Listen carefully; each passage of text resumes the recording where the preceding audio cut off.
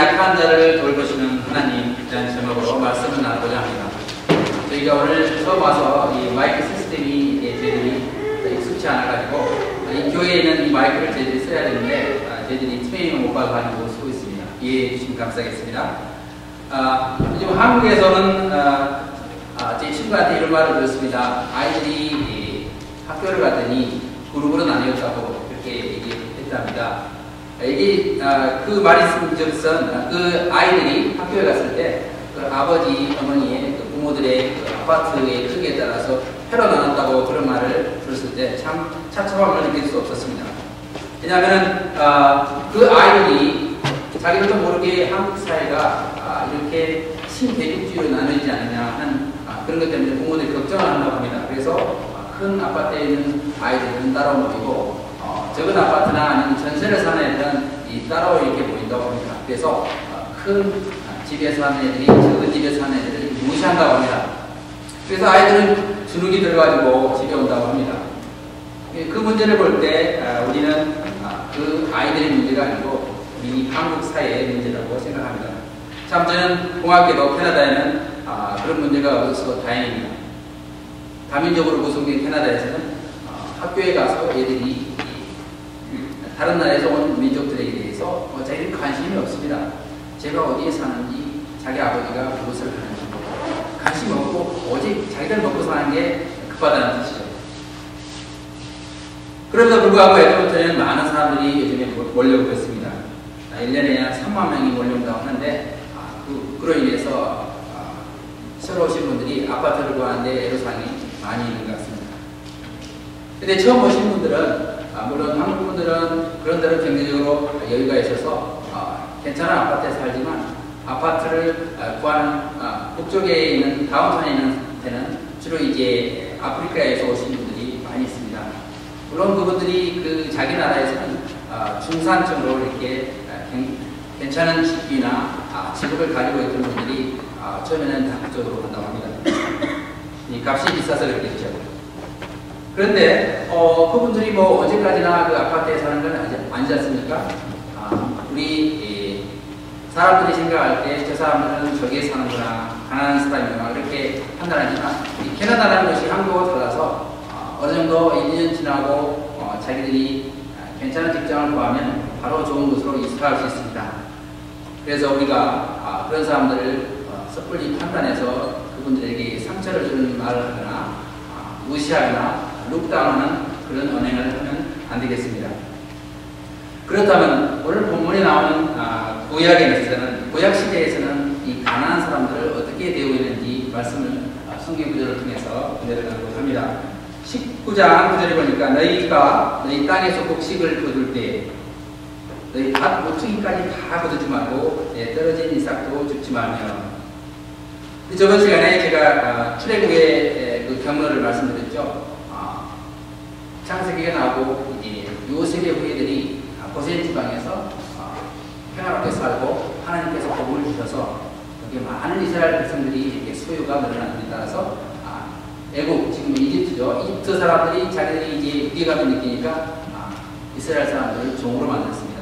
그래서 그 사람들이 밤낮으로 하나님께 주여 저희들을 구원하여 주옵소서 이렇게 기도가 상달을 내서 모세라는 사람을 통해서 그 사람들을 데리고 홍해를 건너서 50일 만에 시내산에 도달합니다. 시내산에서 도달했을 때 하나님은 그 시내산 꼭대기에 임재해 있었고 이스라엘 백성은 밑에 있었습니다. 모세가 위로 올라가서 하나님의 말씀을 받아서 이스라엘 사람들에게 십계명도 주고 율법도 주고 오르락내락 하면서 이렇게 이스라엘 사람들에게 자기들이 해야 할 일, 하나님을 섬겨야 할 일들을 일일이 가르쳐줍니다. 오늘은 그 언약, 하나님께서 이스라엘 백성에게 주신 약속의 말씀, 그 언약 중에서 가난한 자에 대한 그런 율법을 나누고자 합니다. 이스라엘 백성들은 원래 아브라함 때부터 목축을 했습니다.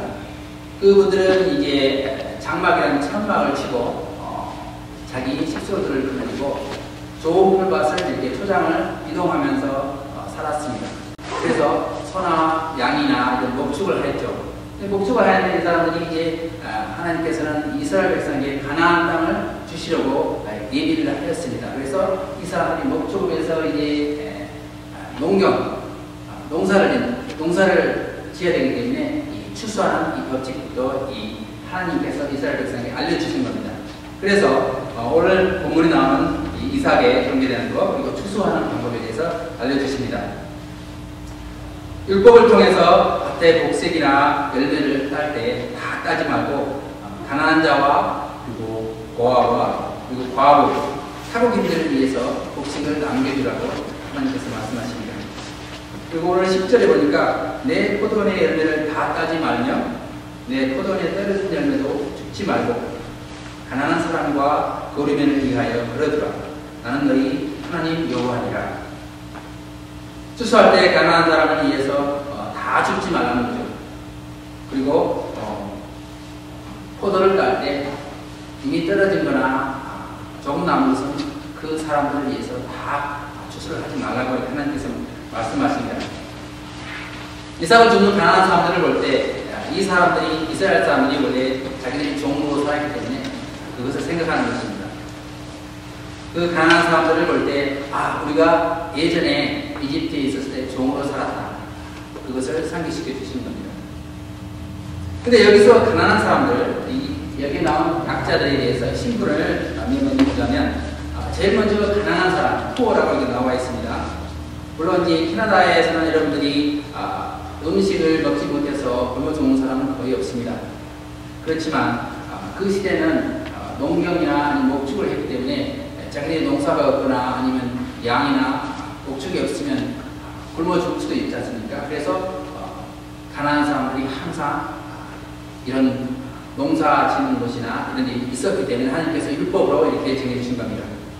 그리고 이 캐나다에는 이 크리스찬 문화이기 때문에 푸드뱅크나 이렇게 볼런티어 제도가 그냥 아주 활성화되어 있습니다. 여러분들이 생각하는 이 푸드뱅크, 저 음식이라는 게 무엇입니까?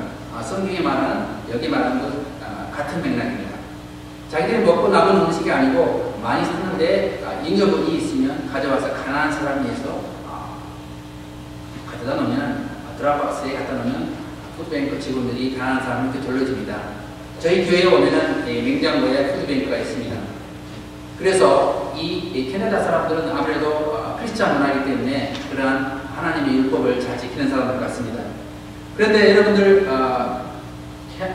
이스라엘 가면은 그 유대인들이 두 가지 제도가 있었어요. 면제년이라는 제도와 희년, 50년 희년이라는 제도가 있었는데 면제년에는 7년마다 자기가 돈을 부어준 사람을 다 면제해 줍니다. 그것은 가난한 사람이 빚을 지고도 계속 이렇게 이자를 물어가지고 뱅크럽트는 이 웨스턴이나 한국 사회와 다른 거죠. 가난한 사람들에게 면제를 통해서 다시 부활해주는 그런 제도입니다. 그래서 이 캐나다에서는 뱅크럽트를 하게 되면 여러분들이 7년이 지나면 여러분들 크레딧이 다 없어집니다. 그 7년이라는 숫자가 여기서 나오지 않나 저는 생각합니다. 그리고 여러분들 유럽에 가면 주빌리 오디토리움이 있죠. 그 주빌리라는 게 영어로 이제 한국말로 이제 희년이라는 뜻입니다. 주빌리라는 뜻이 원래는 명사로서 소의 뿔이라는 뜻이고 동사로서는 이렇게 큰 나팔을 불다 이런 뜻입니다. 그래서 50년이 되면 큰 나팔을 불어서 희년을 알렸다고 이렇게 전해되고 있습니다. 그래서 50년이 되면 한 사람이 같은 민족끼리 빚을 져가지고 갚을 수 없으니까 종이 되는 그러한 제도가 있었습니다. 그랬을 때 50년이 지나면 그 사람을 종에서 자유의 신분으로 이렇게 나가라고 합니다. 그리고 50년이 되면 자기가 땅을 다른 사람한테 빌려줄 때 갚을 능력이 없으면 그 땅이 그 사람한테 돌아가지 않습니까? 그래서 그 땅을 다 돌려준다고 합니다. 그러니까 이스라엘 사람들은 제도적으로 하나님의 백성에게 모두 다 가난을 독물림하는 것을 방지했다고 볼 수 있습니다. 그리고 또한 부자들도 영원히 한번 부자는 영원한 부자가 아니라 이 부를 이렇게 나눠 가졌다. 그런 제도를 하나님께서 이 유대인들에게 주셨습니다. 여러분들이 저희들이 지금 예배를 드리는 이 데이스팅 교회를 처음 방문했을 때 그 목사님이 이렇게 계셨어요. 그분이 이제 영어를 했는데 제가 잘 알아듣지 못했겠어요. 왜냐하면 그분이 아프리카에서 왔는데 억양이 좀 안 좋더라고요. 그래서 어디서 왔냐 했더니 모나코에서 왔다고 그랬어요. 그래서 내 영어가 어떠냐 했는데 내 영어는 괜찮은데 나는 너의 영어를 하는데 좀 어려움이 있다. 발음이 억센트가 좀 있는 것 같다 했더니 자기가 고백을 했어요. 이렇게. 근데 그분이 하는 말이 우리들 교회에 여기 렌트를 해주는데 자기가 도와주겠다고 이렇게 말씀하셨어요. 그래서 여러분들이 이 큰 교회를 저희들이 빌릴 때 이 사람들은 저희들에게 아주 최소한의 그 유틸리티 비용만 받겠다고 하였습니다. 이게 14,000스퀘어핏인데 여러분들 1시간 한겨울에 히팅하고 전기만 해도 거의 한 50%에서 100% 될 겁니다. 그래서 제가 생각할 때는 이 교회에 있는 목사님과 여기 15분의 장로님들이 정말 하나님을 열심히 믿는 사람들 같아요. 저희들에게 이렇게 무대를 하는 거 보니까 그분들이 기본적으로 성경의 가르침대로 순종하는 분들이나 있구나 생각이 들었습니다. 그리고 이제 성경에 오늘 19장 33절, 34절 보니까 거류민이 너희의 땅에 거류하여 함께 있거든 너희는 그를 학대하지 말고 너희와 함께 있는 거류민을 너희 중에서 낳은 자같이 자기가 자식을 낳듯이 낳은 자같이 여기며 자기같이 사랑하라 했습니다. 너희는 애굽 땅에서 거류민이 되었느니라. 영어 원본에 보니까 거류민이라는 게 에얼린이라고 하죠. 에얼린. 여러분들 영화 배웠죠. 에얼린. 외계인. 여기서는 이제 에얼린이 타국인 거류민. 우리가 흔히 말하는 이민자라는 뜻입니다. 이민자를 이렇게 학대하지 말라고 이렇게 성경에 나와 있습니다. 그리고 고아 과부들을 우대하라. 타국인들은 어디를 가나 영어로 스트레인지라는 말도 쓰기로 하는데 낯설죠. 기반도 없고 흔히 말하는 인맥도 없고 백그라운드가 약합니다. 그래서 그 사람들을 압제하지 말고 성경에서는 그 사람들을 사랑으로 돌봐주라고 이렇게 말하는 것입니다. 세 번째로 언급하는 부분들이 고아 과부들입니다. 고아라는 것은 부모가 없는 것이요. 여기서 나온 과부들은 나이가 들어서 육체적으로 이렇게 노동을 해서 경제적 활동을 못하는 사람으로 또한 자기 자식이나 자기를 돌봐줄 사람이 없는 사람을 과부라고 성경은 말합니다. 이런 사람들을 하나님께서는 압제하지 말고 도와주라고 합니다. 우리 성경 마태복음 25장 45절로 보니까 내가 진실로 너에게 이르노니 지극히 작은 자 하나에게 하지 아니한 것이 내게 하지 아니한 것이라고 이렇게 성경은 말하고 있습니다. 하지 않으면 별 죄가 없지 않느냐 이렇게 생각하지만 하나님께서는 아주 적은 자에게 하지 않은 것을 하나님한테 죄를 범한다고 말했습니다. 또 반대로 40절에 보니까 너희가 여기 네 형제 중에 지극히 작은 자 하나에게 한 것이 바로 내게 한 것이라고 성경은 말합니다. 그렇기 때문에 우리가 보았을 때 약자다, 그 사람은 별볼일 없다 이렇게 무시하지 말고 그 사람이 도움이 필요하면 도움을 주라는 성경의 말씀입니다. 이 캐나다에 우리가 살면서 길을 묻거나 아니면 장소 부를 때 이 사람은 참 친절합니다. 이렇게 웃으면서 직접 데려가서 이 대문까지 이렇게 빌딩까지 알려주기도 하고 참 친절하죠. 우리들이 본받아야 될 부분입니다. 우리가 모르는 사람이 와서 물어보면 인상 쓰지 말고 하나님 말씀대로 그 사람들을 주님의 사랑으로 도와준다는 뜻이죠. 근데 하나님께서는 하나님을 경외하는 모든 사람들에게 특별히 이렇게 가난한 자와 약자를 이렇게 대우하라고 성경에 많이 나와 있습니다. 우리 성경 구절에 보면 신명기 본문에 나오시죠? 신명기 10장 우리 다 함께 한번 읽어보셨으면 하겠습니다. 시작. 고아 과부를 위하여 나그네를 사랑하여 그에게 떡과 옷을 주시나니 너희는 나그네를 사랑하라. 전에 너희도 저희 땅에서 나그네 되었습니다. 땅에서 종도 살았음을 구경하는 것입니다. 감사합니다. 하나님께서는 이스라엘 백성에게 이제는 너희들이 애국을 하고 가나안 땅을 가더라도 가난한 사람을 압제하지 말고 고아 과부를 돌보라고 이렇게 성경에 나와 있습니다. 여기서 고아 과부를 위하여 정의를 행하시며 또한 다른 성경에 보면 공의를 행하라는 그런 표현도 있습니다. 재판관이 재판할 때 약자라고 무시하고 그 사람을 돈 있는 사람을 손을 들지 마, 힘 있는 사람을 손을 들지 말라는 그러한 뜻이 공이라는 뜻이 있습니다. 여러분들 영국에 가면 법원 앞에 큰 동상이 하나 있다고 합니다. 이렇게 보면은 한 손에는 칼을 들고 한 손에는 이 저울을 들고 그 동상은 얼굴에 이렇게 마스크를 쓰고 있다고 합니다. 그 그리스 신화에 나오는 디케라는 그 신을 그 사람들이 다 씌워놓은 건데 영국 사람들은 아주 이렇게 정의로운 걸 좋아하죠. 재판할 때 한쪽으로 기울지 말고 정의롭게 눈을 가리고 그 사람의 보이는 것으로 판단하지 말라 그런 뜻으로 이렇게 그 동상을 세워놨다고 합니다. 또한 성경에 아무리 가난한 사람이라도 가난한 사람을 편을 들어주지 말라고 또 성경에 나와 있습니다. 공이라는 게 그러니까 공정한 정치, 공정한 정치를 가리킵니다. 그리고 다음 성경이 보니까 시편 82장 3절로 함께 한번 읽어보겠습니다. 시작. 가난한 자와 부활을 위하여 판단하며 곤란한 자와 빈곤한 자에게 공의를 베풀지니. 가난한 자와 부활을 판단한다 이렇게 나와 있습니다. 곤란한 자와 빈곤한 자에게 공의를 베풀지니. 하나님께서는 가난한 자와 부자가 같이 있을 때 특별히 가난한 자를 더 돌봐주신다고 성경에 나와 있습니다. 다음에 우리 사사기 1장 10절 한 번 더 읽겠습니다. 시작. 선행을 배우며 정의를 구하며 혜택받는 자를 도와주며 부활을 위하여 신원하며 과부를 위하여 변호하라. 부활을 위하여 신원하고 과부를 위하여 변호하라고 이렇게 나와 있습니다.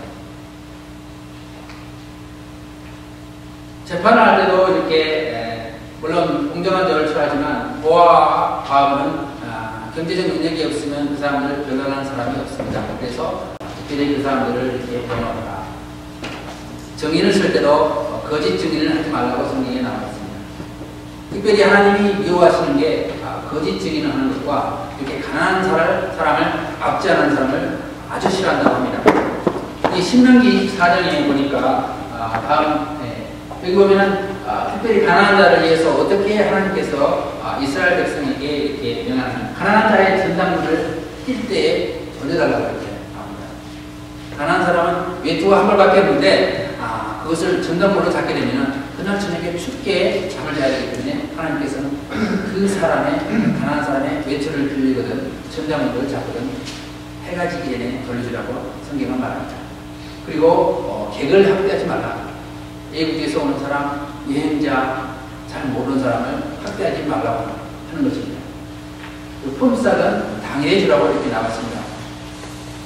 우리 품꾼이라고 성경에 나와 있는데 품꾼이라는 사람은 대부분 이제 우리가 한국말로 하면 이제 하루 벌어 하루 먹는 사람이라고 이렇게 표현하는데 그 사람들은 그 일한 품삯을 간절히 바란다고 성경에 나와 있습니다. 그런데 그 품삯을 해를 넘기기 전에 줘야지 해를 넘기게 되면 그 죄가 주지 못한 사람, 그 사람에게 돌아간다고 성경에 나와 있습니다.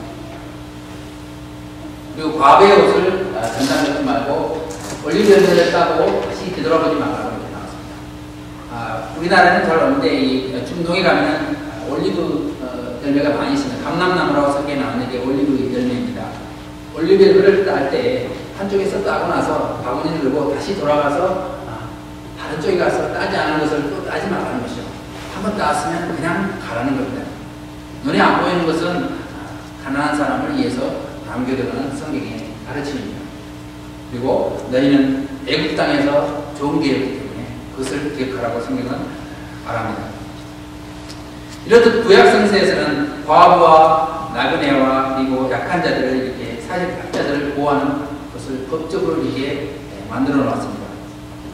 여러분들이 안식일이죠. 지금 이제 주일로 지키는데 안식일을 그렇게 지키라 하는데 안식일에 또 하나의 의미가 있습니다. 가난한 노동자들은 그 주인이 안식일에 일을 시키면 어쩔 수 없이 일을 해야 됩니다. 그렇기 때문에 하나님께서는 법으로서 율법으로 안식일을 그렇게 지켜라. 안식일에 일을 시키지 말라.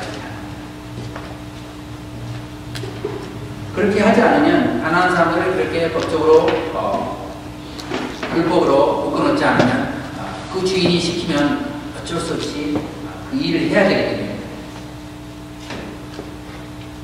그리고 유대인들은 가난한 사람들을 위해서 예로부터 하나님이 그 말씀을 잘 들어서 지금도 잘 지켜준다고 합니다. 그래서 유대인들이 이 북미 대륙에 와서 대부분 잘 사는 부자들이 많이 있다고 합니다. 캐나다에서는 최근에 30-40년 전에는 일요일날은 식당이 먼저 열지 않았다고 하는데 점점 이렇게 일요일날 영업을 하는 데가 많아져서 지금은 뭐 한국어와 같이 되었습니다. 엄밀히 따지면 이것은 성경에 반하는 것이죠. 우리가 소수민족으로 이 캐나다에 살 때도 일요일까지 일을 해야 되는 그런 직장이 있는데 사실 그 주인들이 하나님을 믿는 사람은 그러지 않은 것입니다. 그렇지만 성경에는 적어도 구약 성서에서는 유대인들은 이 법을 이제 지켰다고 합니다. 우리가 떠돌이 강남백으로 이렇게 캐나다에 왔을 때 캐나다 사람들이 여러분들 처음에 직장에서 일할 때 패스트푸드를 뺏고 여러분들 일을 시킨 적이 있으니까 그런 적 없습니다. 그런데 한국에서는 그런 일이 종종 있었다고 합니다. 동남아에서 오신 분들을 일을 시키고 패스트푸드를 뺏어가지고 강제로 일을 시키고 그건 하나님이 굉장히 싫어하시는 일입니다. 그런 분들은 아주 큰 저주를 받는 거예요. 그런데 그분들이 하나님을 모르기 때문에 큰 죄를 짓는 것입니다. 오늘 추수에 대해서 가난한 자를 이렇게 돌보라고 하는데 오늘날 현대 세대에 사는 우리 기업을 해설하는 사람들과 물론 교회도 포함됩니다. 여기도 이런 추수 법칙이 적용됩니다. 한국의 유통회사들은 자기들이 큰 자금력을 이용해서 동네마다 큰 아웃렛을 만들고 그 동네 상품을 다 죽여버립니다. 그래서 어찌 보면은 자기들이 생각할 때는 비즈니스를 잘한다고 생각하고 있지만 성경에 반한 거죠. 동네에 있는 구멍가게가 할 일이 있고 큰 유통업체에서 백화점에서 해야 할 일이 따로 있습니다. 그렇지만 큰 대기업이 동네 구멍가게에서 할 것까지 다 뺏어가면 그것은 오늘 나오는 이 성경의 추수법칙에 어긋나는 것입니다. 교회도 마찬가지입니다. 물론 제가 캐나다에 와서 참 좋은 것은 캐나다는 이렇게 조그만 교회를 위해서 큰 교회들이 이렇게 한국처럼 이렇게 대형 버스를 이용해서 성도들을 다 이렇게 실어 나르지 않아서 좋은 것 같아요. 캐나다는 다 자기 차로 이렇게 교회로 오기 때문이죠. 한국에 가면은 요즘엔 대형 교회들이 버스를 이렇게 시골 동네까지 이렇게 보낸다고 합니다. 큰 대도시는 변두리까지 이렇게 보낸다고 합니다. 그래서 사람들이 편리하니까 그 대형 교회를 가는데 그렇게 되면 동네에 있는 교회들은 다 문을 닫아야겠죠. 큰 교회가 할 일이 있고 적은 교회가 할 일이 있습니다. 그 또한 성경에 말하는 추수법칙에 어긋난다고 볼 수 있습니다. 대기업에서 돈을 많이 벌었으면 돈을 벌었다고 좀 표현이 좀 그렇지만 헌금을 많이 들어왔으면 그 돈으로 하나님 사업을 해야 된다. 버스 수억을 사가지고 시골까지 이렇게 보내가지고 다 성도를 보는 게 아니라 가난한 나라에 있는 선교사들을 후원하고 시골에 있는 교회를 후원해야죠. 첩첩산중에는 한국에도 교회 목회자들이 가지 않으려고 한답니다. 생활고리 때문이죠. 생활이 어렵기 때문입니다. 헌금이 뭐 쌀 몇 가마 나와가지고 이렇게 살 수가 없지 않습니까? 그런데 그런 부분을 큰 교회에서 해줘야 된다고 저는 생각합니다. 성도가 양쪽으로 이렇게 증가해서 그 교회가 부흥하는 게 아니고 추수법칙에 의해서 가난한 교회를 도와줘야 한다고 생각합니다. 대기업도 마찬가지입니다. 대기업도 막강한 자금력으로 중소기업들이 해야 될 조그만 아이템까지 다 신출해서 자기들이 인맥과 인력과 자금을 가지고 중소기업을 죽이는 것은 성경에 반한 겁니다. 한국의 경제적인 구조가 아주 취약한 부분이 이 부분입니다. 대기업들은 아주 큰데 중소기업이 없는 거예요. 그것은 튼튼한 경제 구조가 아니라고 전문가들은 말합니다. 성경에서 말하는 이 원리를 따랐으면 중소기업이 할 것은 중소기업에 남겨주고 대기업이 할 것은 대기업이 했으면 그 체질이 아주 강하다고 이렇게 성경 학자들은 말합니다. 우리 캐나다 교회에서는 참 시대가 멀고 여러분들이 멀리서 이렇게 교회로 가야 되기 때문에 그런 일이 없기 때문에 한국 교회와 비교되지만 우리들 교회가 지금은 조그만 교회지만 나중에 큰 교회로 성장하면 우리들 교회는 이 안에서만 부흥될 게 아니고 밖으로 나가야 된다고 저는 생각합니다. 왜냐하면 하나님께서는 이렇게 가난한 자를 이렇게 특별히 사랑하고 가난한 자에게서 배려하는 그런 말씀을 하셨기 때문입니다. 우리 개인들도 마찬가지입니다. 개인들도 여러분들이 캐나다에 와서 이게 물론 타국인으로서 거류민으로서 이민자로서 생활이 이렇게 넉넉하지 않지만 여기서는 먹을 게 없어서 죽는 사람은 없지 않습니까? 그럼 어느 정도 생활에 여유가 있으면 사회봉사도 하고 구제도 해야 되는 게 하나님의 법칙입니다. 오늘 본문처럼 우리 현대에 사는 사람들이 추수할 때 우리가 농사를 짓지는 않지만 우리의 잉여 부분을 이렇게 가난한 사람과 나누고 자기가 가지고 있는 꼭 재물이 아니더라도 능력이라든가 아니면 시간을 이용해서 함께하는 그런 것을 성경을 통해서 저희들은 배울 수 있습니다.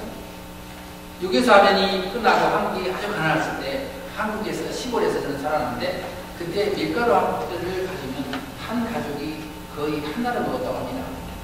그런데 이 미국과 캐나다에 있는 밀 한 톤이 시골에는 50인 사는 한 가족을 한 달을 먹을 수 있다는 뜻이죠.